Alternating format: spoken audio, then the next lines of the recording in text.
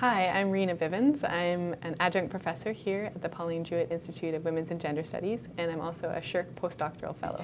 I'm looking in particular about how teenagers on Facebook talk about gender, how they share images related to gender, how they do their profile pictures, and how they sexualize themselves, and how they perform gender on Facebook. Because all of this relates back to power and how we understand ourselves in relation to our gender and how we develop our relationships around that.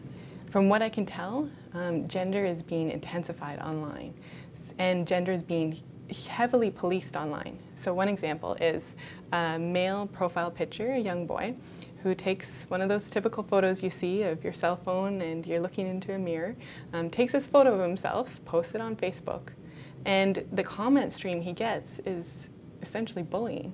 There's an image on the mirror of a flower in his home, and just because of that, it means that he's not living up to the masculine expectation. I think it really matters how we talk about gender, and what I'm seeing online is that things are becoming normalized, like creeping, stalking on Facebook. That's something we can laugh about, and we can say, yeah, that's normal and that's cool, it's fine to creep me on Facebook. It's really important that we look at this because how we talk about gender recreates how we think about gender, and that has huge implications for violence, for how we treat other people.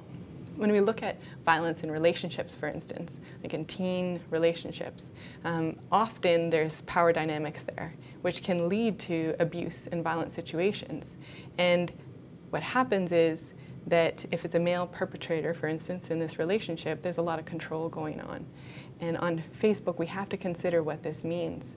So the amount of data, amount of information that people are putting on Facebook about their clothing, about like photos of them at parties, and where they even are geographically, all of that is information that an abuser, for instance, could use and have access to.